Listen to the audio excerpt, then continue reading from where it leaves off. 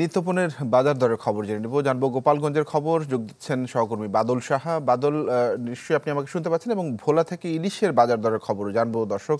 সেখান থেকে আদিল হোসেন তপু আমার সঙ্গে যুক্ত হবেন। শুরুতেই আমরা বাদল আপনার কাছে যেতে চাই, সার্বিক বাজারের পরিস্থিতি কেমন দেখছেন? বেশি পাকা টমেটো আর সিক্রেট রেসিপির কম্বিনেশনে তৈরি প্রাণ সস, সসের বস। তানভীর, গত এক সপ্তাহের ব্যবধানে কিন্তু গোপালগঞ্জের বাজার কিন্তু পুরোটাই অস্থির। প্রত্যেকটি জিনিসে কিন্তু কেজি প্রতি 5 থেকে 10 টাকা করে বৃদ্ধি পেয়েছে। যদি একটু আমি কাঁচা বাজারের দিকে যাই তাহলে দেখবেন যে যেসব কাঁচা বাজারের পণ্য রয়েছে, তরকারির মধ্যে পটল, আলু সহ যেসব জিনিস রয়েছে সেগুলো কিন্তু কেজি প্রতি 2 থেকে 5 টাকা করে বৃদ্ধি পেয়েছে। আমি যদি একটু মাংসের বাজারের দিকে তাকাই, সেটিও কিন্তু পুরোপুরি অস্থির।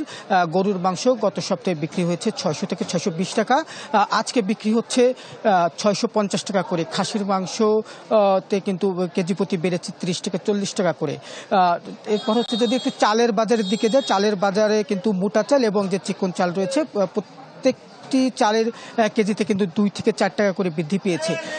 এছাড়া যদি ডিমের দিকে বাজারে যাই, ডিমের বাজারে কিন্তু যারা পাইকারি কিনছেন, পাইকারি কিন্তু কেস প্রতি যে প্রতি 30টি করে একটি কেস হয়, প্রতি কেসে কিন্তু 10 থেকে 15 টাকা করে বৃদ্ধি পেয়েছে।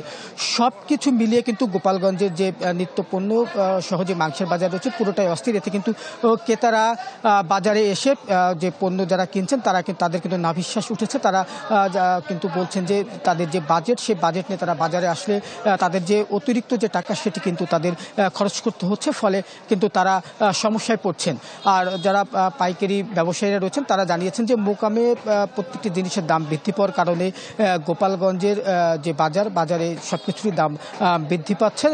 তবে বিশেষ করে যে বন্যা পরিস্থিতির কারণেই কিন্তু আরও দামটি বৃদ্ধি পেয়েছে বলে তারা মনে করছেন। আর সব কিছু মিলিয়ে গোপালগঞ্জের যে নিত্যপণ্যের বাজার পুরোপুরি অস্থির। তানভীর, এই ছিল আমার কাছে গোপালগঞ্জের নিত্যপণ্য। ধন্যবাদ আপনাকে। দর্শক বলেছিলাম ইলিশের বাজারের খবর জানবো। আদিল হোসেন তপু যুক্ত হয়েছেন। তপু, ইলিশের দাম কেমন আজকে, আর ইলিশ কেমন ধরা পড়ছে? তানভীর, মৌসুমের প্রথম দিকে ইলিশের সরবরাহ এবং ইলিশ কম পড়লেও কিন্তু মৌসুমের শেষ দিকে এসে কিন্তু মোটামুটি মেঘনা তেঁতুলিয়া এবং সাগরের উপকূলে কিন্তু প্রচুর ইলিশ ধরা পড়ছে, এবং সেই কাঙ্ক্ষিত ইলিশ জেলেরা ধরছেন, নিয়ে আসছেন ঘাটে এবং সেগুলো বিক্রি করছেন। আমি আছি এই মুহূর্তে ভোলার তুলাতুলি মৎস্য ঘাটে। সেই ঘাটে কিন্তু সকাল থেকে কিন্তু জেলেদের মাছ নিয়ে আসার কিন্তু হাঁকডাকা মুখরিত হয়েছে ঘাটগুলো।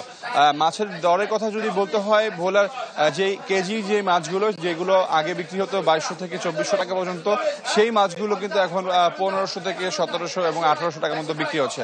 এবং কেজির নিচে যেই মাছগুলো 800 থেকে 900 গ্রামের যে ওজনের, সেগুলো কিন্তু বিক্রি হচ্ছে 1200 থেকে 1500 টাকার মধ্যে ধরে বিক্রি হচ্ছে। এর নিচে যে সাইজগুলো সেগুলো ছোট সাইজের, সেগুলো কিন্তু 800 থেকে 1200 টাকা পর্যন্ত দাম উঠছে। তো সব মিলিয়ে ইলিশের যে ভোলার যে 125টি ঘাট, সেই ঘাটে কিন্তু এখন মোটামুটি ইলিশ সরবরাহ বেড়েছে, এবং এইটি যদি শেষ পর্যন্ত থাকে তাহলে হয়তো বা জেলেরা যে দীর্ঘদিনের যে তাদের ধার দেনা ছিল সেগুলো শোধ করতে পারবেন, এবং ভোলার যে লক্ষ্যমাত্রা, এই বছরের যে লক্ষ্যমাত্রা ছিল সেই 1,93,000, সেই 1,93,000 মেট্রিক টন সেই লক্ষ্যমাত্রা পূরণ করতে পারবে। এই ভোলা ইলিশের পাশাপাশি কিন্তু নদীতে কিন্তু এখন প্রচুর পরিমাণ কিন্তু রুই, কাতল সহ বিভিন্ন ধরনের মাছ পড়ছেন। সম্প্রতি যে বন্যা, সেই বন্যার কারণে কিন্তু নদীতে কিন্তু এই মুহূর্তে এই ধরনের মাছ সরবরাহ কিন্তু বেড়ে গেছে। তো সেই ক্ষেত্রে জেলেরা ইলিশের পাশাপাশি এই ধরনের মাছ পাওয়াতে তারা কিন্তু মোটামুটি খুশি, এবং এরকম অবস্থা যদি মোটামুটি মাছ পড়তে থাকে তাহলে তাদের বিগত সময় ধার দেনা শোধ করতে পারবেন, এবং জেলেরাও একদিকে যেমন খুশি লাভবান হবে, অন্যদিকে যারা ব্যবসায়ী আছেন তারাও মোটামুটি লাভবান হবেন। তো ভোলার ইলিশের বাজার থেকে এই ছিল আমার কাছে সর্বশেষ। জি, আদিল হোসেন তপু, ধন্যবাদ আপনাকে। দর্শক, আমরা ভোলার খবর জানছিলাম, ইলিশের বাজার খবর জানাচ্ছিলেন তপু।